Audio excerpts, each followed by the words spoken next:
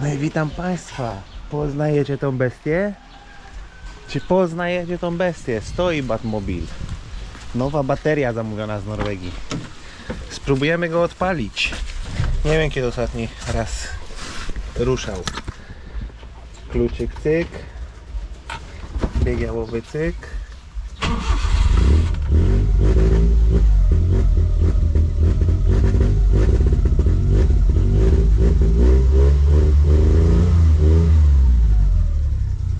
Pali. Jedziemy przetestować jak się jeździ. Mało paliwa. Już jeżdżamy do cioci Anabel na stację benzynową. Pamiętacie, jesteśmy w sklepie. O, stacja się otwiera. 2 bottles unneeded. O, proszę bardzo. I paliwko jest. Dojedziemy na stację. Dobra, płacimy i jedziemy.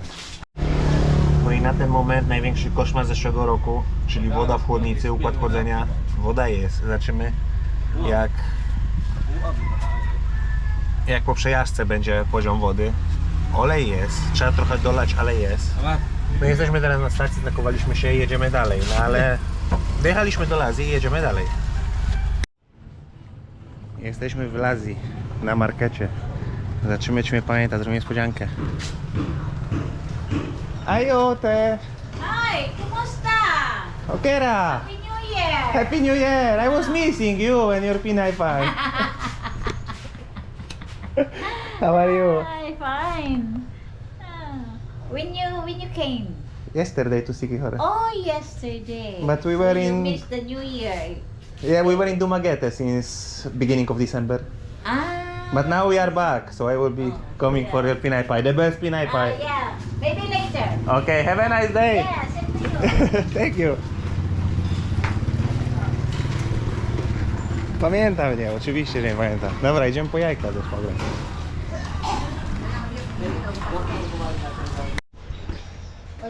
No, proszę zobaczyć, co tu się dzieje. I tak Morus bał młodego, ale młody idzie w bójki. Morusa już chyba nikt nie zaczepia, bo taki duży jest, ale tutaj widać, że ma rany na nosie i w nocy się bił z kimś. Było słychać. 2 razy w nocy mnie obudził. Też Ginger urośniesz, też ich poustawiasz po kątach. No, za chwilę. Musa też ganiali, jak był malutki.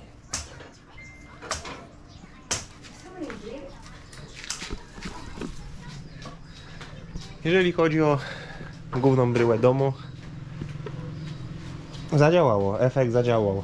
Solignum plus lakier. Nie widzę, tak jak wczoraj się już rozglądałem. Nie będę wam wszystkiego pokazał, po prostu podawkuję wam to, co tutaj się dzieje dookoła. Ale jak wczoraj robiłem sobie taki obchód z grubsza po tym, co tutaj mamy, nie ma żadnych nowych, wiecie, tych tuneli termitów, co sobie rzeźbią z urobku, takie, żeby chodzić w środku.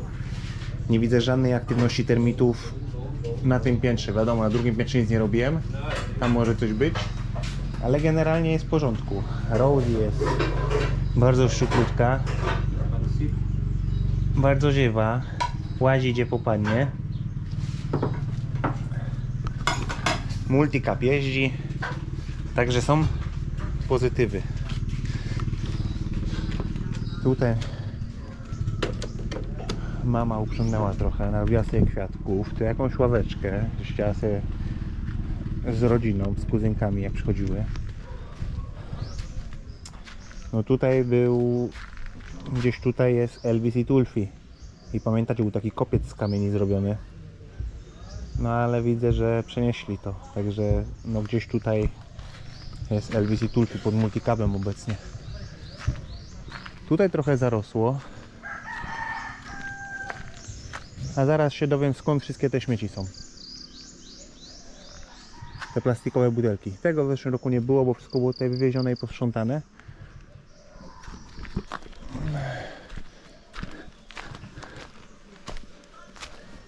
Przyjdziemy się dookoła. Tutaj sobie wydeptali ścieżkę. Za chwilę im się to skończy. Za chwilę im się to skończy, jak zrobimy płot dookoła. To, no to leżała jakaś plandeka, tam leżała, to wiatr rozrzucał. Jest trochę nowych śmieci, widzę, ale nie ma Nie ma skandalicznej ilości dużych śmieci. Widzę, że sąsiedzi też świni tu nie trzymali tak jak w zeszłym roku, bo powiedziałem wam nie trzymać świni. To rybacy. Tutaj trochę śmieci jest. A więc się na drugiej stronie.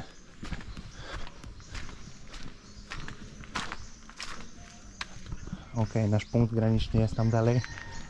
To robi aut i przesuwa się dalej w tym roku. Bo tutaj gdzieś przy samej drodze zrobię po prostu mur. Nikt tu nie będzie parkował, nikt nie będzie chodził. Pozbędziemy się ich.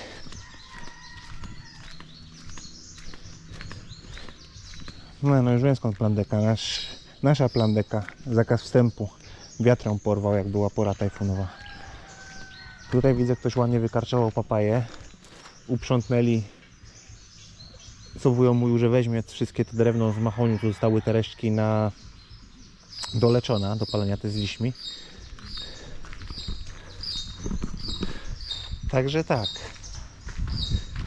Tego domu, co budujemy, już go zaczęliście w kadrze, ale to zrobię o tym jakiś kolejny vlog, jak po prostu sytuacja się rozwinie, bo tak jak zauważyliście, nie jest to jeszcze skończone, jest jeszcze sporo do skończenia, ale bez stresu, na spokojnie zobaczymy, co przyniesie życie. Jakaś papaja wyrosła, nie było jej w zeszłym roku, trzeba ją wyciąć.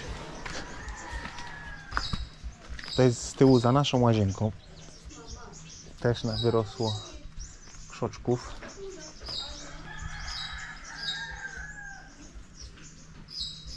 Trzeba będzie tymczasowo jakiś dach nad tym zbudować. Tak myślę.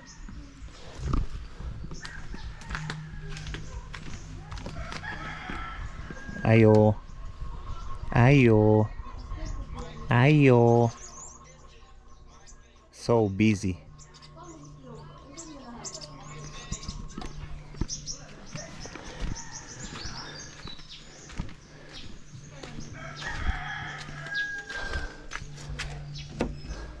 Jakoś i tak musimy multicaba transferować do Dumagete w chwili obecnej.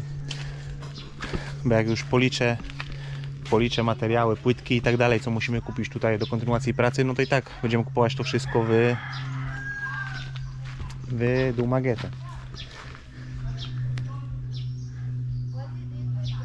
Huh? It's fine, yeah. Huh?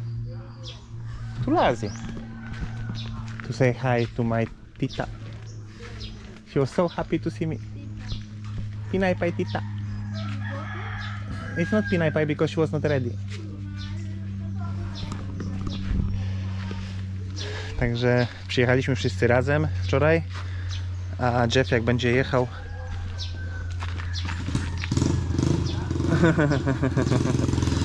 o, to się jej urwało w multicabie i na sznurku wisi. Albo w coś było puknięte, albo po prostu spaw puścił. Nie wiem. Jak będzie trzeba, to się naprawi, jak nie będzie trzeba, to się tak zostawi. Więc pojadę multicabem, a jak my już policzymy wszystko, to weźmiemy sobie skuter, pojedziemy do portu w Siquijor i wtedy weźmiemy multicaba spod domu, pojedziemy, kupimy płytki, kto co potrzeba na niego wrzucić i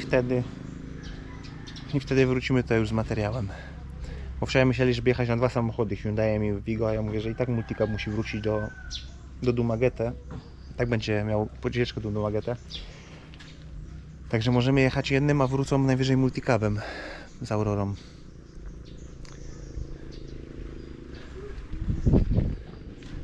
Plaża jest czysta. W porównaniu do tego, jak my tu przyjechaliśmy, to jest super czysta. Są jakieś niewielkie ilości plastiku, ale jest super czysta. Inna sprawa, że może trochę narozabiało w tym roku. Jak był ten najsilniejszy tafun, to trochę fale tutaj wymyły. Ale to też w innym vlogu. To brakuje bardzo wiele do końca. Po prostu wykonawca kłamca. Czy takie rzeczy nie dzieją się w Polsce? Dzieją się w Polsce. Czy takie rzeczy nie dzieją się w Norwegii? Dzieją się w Norwegii. Także proszę tutaj nie hejtować Filipin, że aż taka rzecz się stała, bo takie rzeczy dzieją się na całym świecie. Co ja podejrzewam? Jaka jest moja diagnoza problemu? Projekt tutaj był prowadzony od strony finansowej przez Ernestine. Ernestin się uparła, ja mówiłem, że ja mam swoją robotę, ja nie mam czasu tego pilnować, co oni będą tu robili. I ja bym nie chciał tego robić jeszcze po prostu. Ale Ernestin się upierała, że trzeba to zrobić, wybudować pod wynajem, będziemy zarabiać z tego pieniądze, szybciutko, będzie fajnie, wszystko. Ale wiadomo, to był plan. No i plan. Tam jest wykopany zbiornik, kibelek, ściana. No i taki był plan. No i problem pojawił się już w mojej głowie. Tutaj w ogóle jakiś bardzo wysoki blat. Nie wiem, komu to zrobił. No nie dla jakichś bicików. To jest też do przeróbki, do demontażu. Jak na Filipinach układają płytki, zanim reszta będzie zrobiona. I potem jakie to jest upierdolone i porysowane. O, coś mi się wymknęło.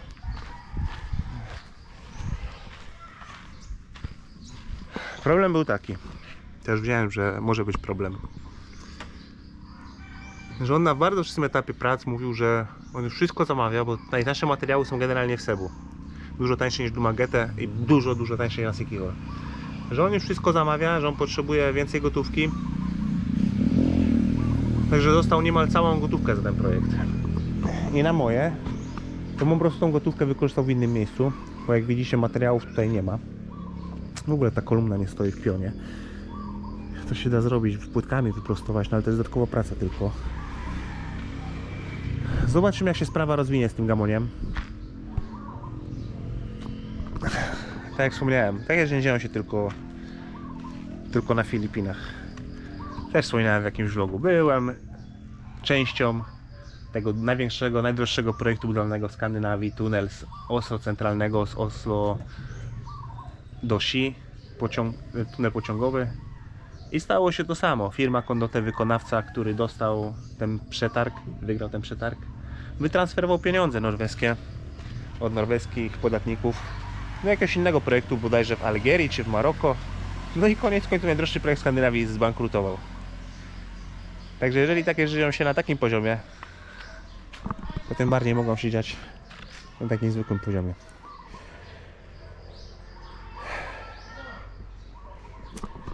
Wiecie, w życiu jest tak. Nie wiem, jak go nazwiecie. Bóg, Stwórca. Nie wiem, jakiś byt, który gdzieś tam jest nad wami, który ma jakiś plan, układa to wasze życie. Że on was po prostu testuje. Jak coś nie idzie po waszej myśli, to jest też waszej cierpliwości, wykształcanie jakichś dodatkowych umiejętności i nawyków. Właśnie jak sobie radzić w takich sytuacjach, bo oczywiście można się zdenerwować. Można przysłowiowo pojechać, złapać faceta za gardło, wziąć młotek, połamać mu palce. Można takie rzeczy przecież robić. No ale to nic nie zmieni. Także trzeba to zrobić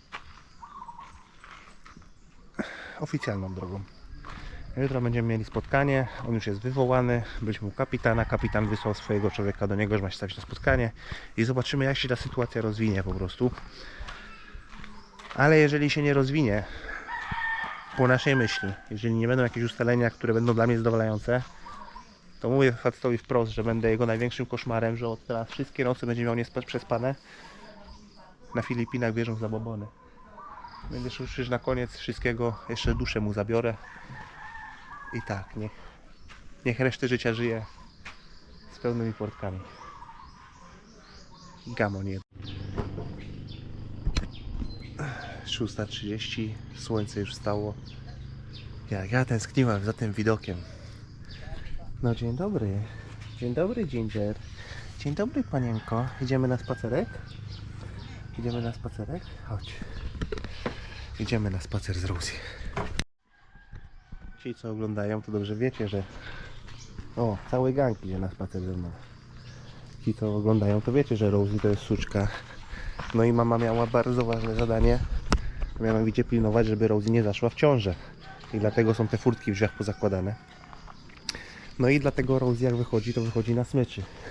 Tutaj, proszę Państwa, mamy strukturę, która jest niedokończona. Byliśmy w Barangaju wczoraj. No i dobra, tu zrobię pauzę. Wkleję filmik z Barangaju. Barangay Gabayan. W dzisiejszym vlogu zobaczymy, jak na Filipinach radzić sobie z oszustami. Idziemy w sprawie... Hello. Idziemy w sprawie naszego wykonawcy, który nie wykonał naszych dodatkowych tu pokoi. Idziemy umówić spotkanie z kapitanem Barangay.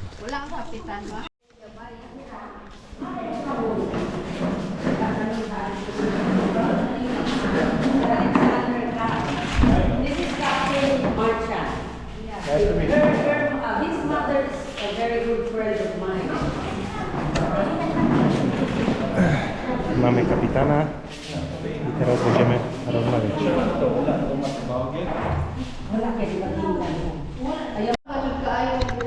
Dobra, powiedziałem co chcę powiedzieć ja.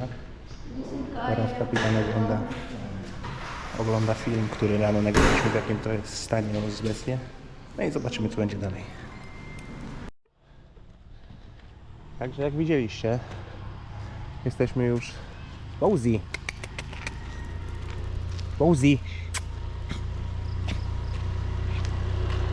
Morning.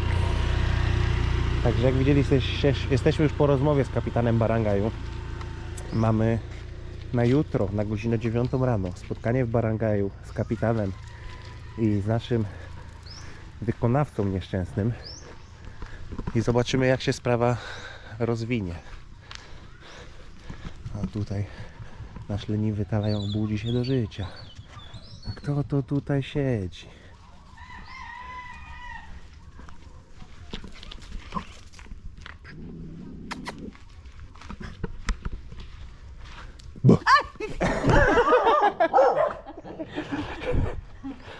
Queen of Talayon. Yes, King of Talayon.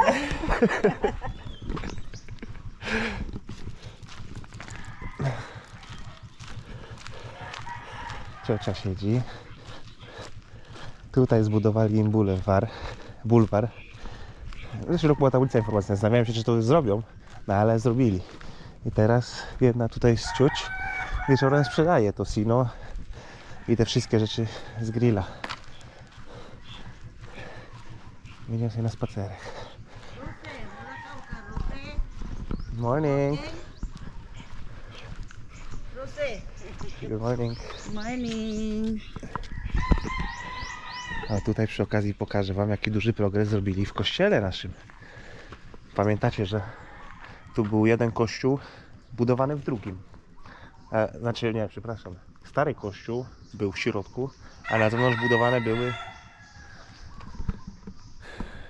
były mury nowego kościoła. No i mają już posadzkę wylaną. Jest już ołtarz. Ołtarz jest już, widzę, gładź położona na ścianie. Weźmy chwilę, poczekaj, bo robi siku, nie możemy podejść bliżej. O. Jaki teraz jest duży kościół? Wcześniej był dużo mniejszy. Zmienił się wymiar kościoła. Te zewnętrzne ściany były sporo bardziej na zewnątrz wysunięte niż ten stary, mniejszy kościółek. No ale w międzyczasie właśnie dach już jest zrobiony. Co ciekawe, to jest drewniana konstrukcja dachu. No. Wygląda jak stalowa, bo kolor taki czerwony, ale to wszystko jest drewniana konstrukcja. Długo ten kościół robili. Jak byliśmy pierwszy raz na wakacjach, to praktycznie nic się nie zmieniło względem tak jak byliśmy tutaj w zeszłym roku. A teraz zrobili naprawdę duży progres, ale to jest kościół, który robią z donacji. Jak po prostu ludzie dają pieniądze i można ciągnąć temat, to go ciągną i widać, że w tym roku były duże donacje skądś, no i poszło. Tutaj, proszę Państwa, mamy nowych sąsiadów. Ciocia Anabel mówi, że to było budowane może z 2,5 miesiąca, także macie tutaj różnicę, co tutaj ludziom wybudowali 2,5 miesiąca, a ten nasz wykonawca, co on zrobił. Podobno Japończyk, a żona Filipinka. Także muszę złapać kontakt do nich, spytać, jaka była cena za ten budynek. No i ewentualnie jakby stanęło na tym, że ten naszą strukturę, że ten on już nie będzie tego kończył, bo ja bym nie chciał, żeby on to kończył, tylko trzeba teraz z niego ściągnąć pieniądze w jakiś sposób. Już na to sposób jakiś mam, po prostu będę optował za tym u kapitana, żeby zabrać mu multicaba i sprzedać jego samochód. To, że on będzie z buta drałował, mam to gdzieś, nie mój problem. Tutaj też wybudowali sobie tarasik. Bella's View Site. You can take unlimited photos and videos upstairs. Wow. No także powoli Talayong się rozwija cały czas. Gdzie on jedzie już w powóz? Bowsy. No. Pszt.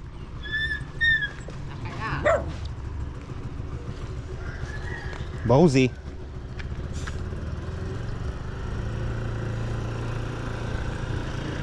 Psy wujka Eldrina. Bo wujka Eldrina, jak wiecie, zawsze jest azyl dla bezpańskich psów. Wujo zawsze dokarmia z ciocią bezpańskie psy. O, jedzie gwiazda. Good morning.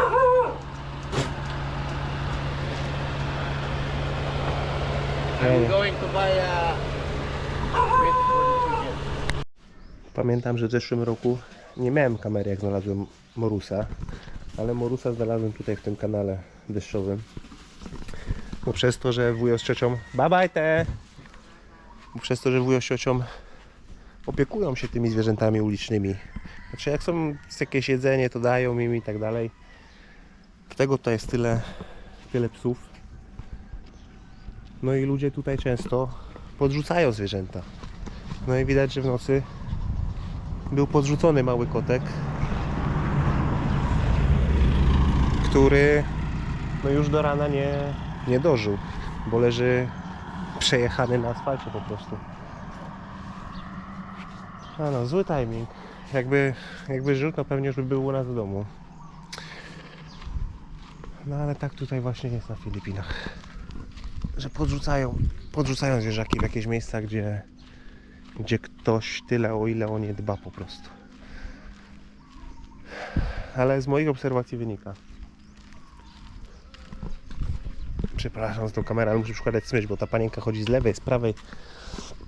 Z moich obserwacji wynika, że albo są dwie możliwości. Albo ta nosówka w zeszłym roku, która zbierała tak ogromne żniwo wśród psów, jeszcze jak my tu byliśmy. Tak, my tu byliśmy, było z 6 albo z 8 zainfekowanych psów, które no, miały ostatnie tygodnie życia. Tak jak to, co widzieliśmy, co się stało z Tulfim. Po prostu widziałem, że psy tutaj te bezpańskie na zewnątrz też miały objawy, też się trzęsły, też piana z pyska leciała. Też nie mogły już chodzić, też już układ nerwowy zaatakowany i po prostu zdychały jeden po drugim. Bowsy. Rosie Bowsy. Albo druga opcja, która też jest prawdopodobna, z tego co słyszałem, a mianowicie była jakaś duża impreza w Lazy Beach Club, w tym resorcie obok nas, po naszym wyjeździe, i te bezpańskie psy bardzo przeszkadzały zarówno gościom, jak i organizatorom imprezy, czyli Lazy Beach Club. No i jest duże podejrzenie, plotki te po okolic chodzą, że w Lazy Beach Club po prostu wykładali jedzenie z trutką i że oni też się przyczynili do tego, że wybili tutaj populację psów bezpańskich, ale tego nie jestem pewien. Jestem pewien, że po prostu nosówka zbierała żniwo, a czy oni się tak zachowali, nie wiem. Uważam to za scenariusz prawdopodobny.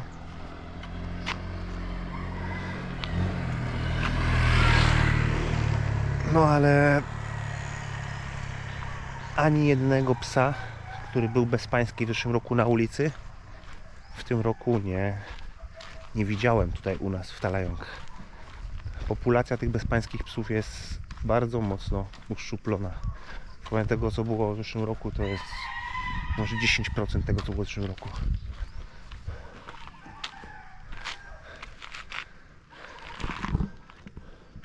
I dlatego też Rosie jest bardzo mocno pilnowana i to było najważniejsze zdanie mamy, opiekować się zwierzętami, jak wiecie.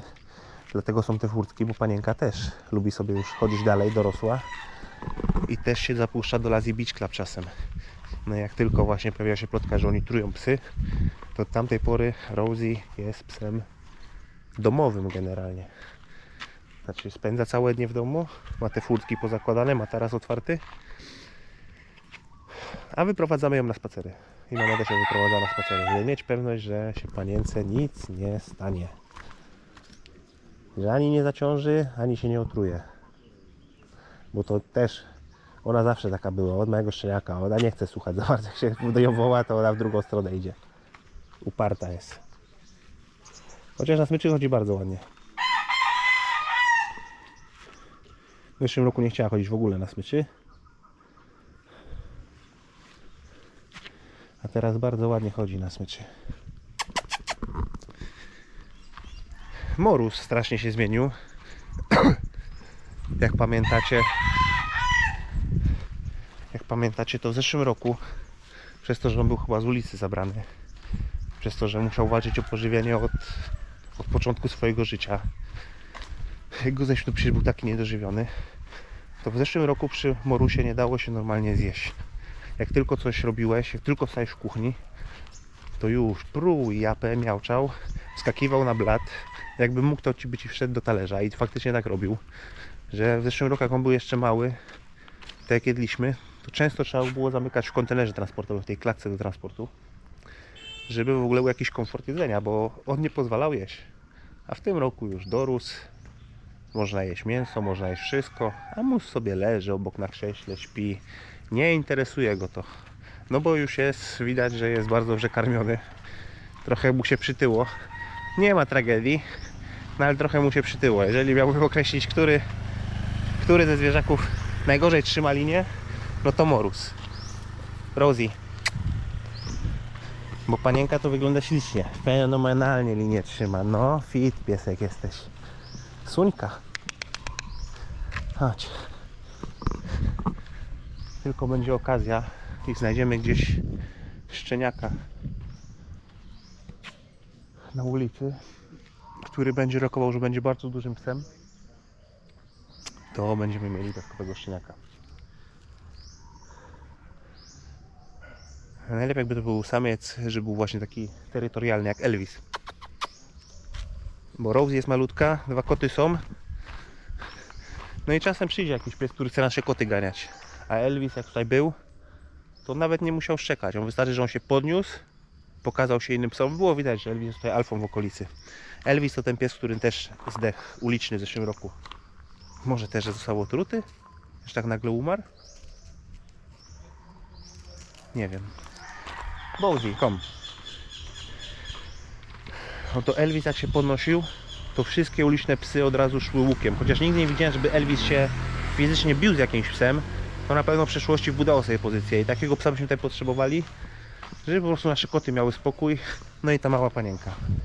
Kogoś, kto tutaj zaprowadzi porządek w psim towarzystwie, bo koty już sobie świetnie radzą, już się nie dają terroryzować innym kotom, bo już dorosły, a będą jeszcze większe. Jeszcze mus ma teraz koło roku, a kot dorasta 2 lata. Ej ty, wczoraj byłaś kąpana. Pszt. Nie wolno tak robić. Wczoraj byłaś kąpana razem z kotami. No. I otwieramy furtkę i idziemy do środka.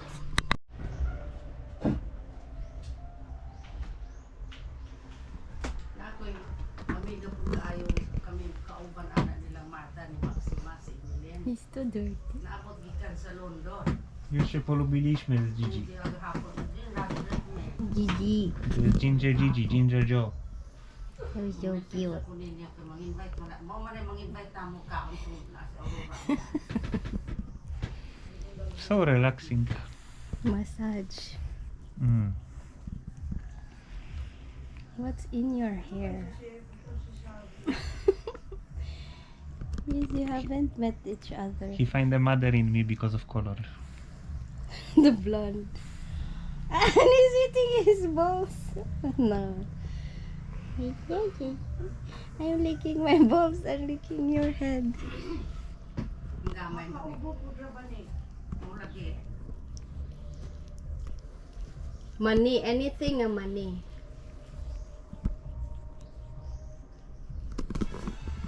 How was your experience? Cat massage. Very good. He's such a cute cat. Such a beautiful cat. So beautiful cat. I'm so sorry. You go back to your work.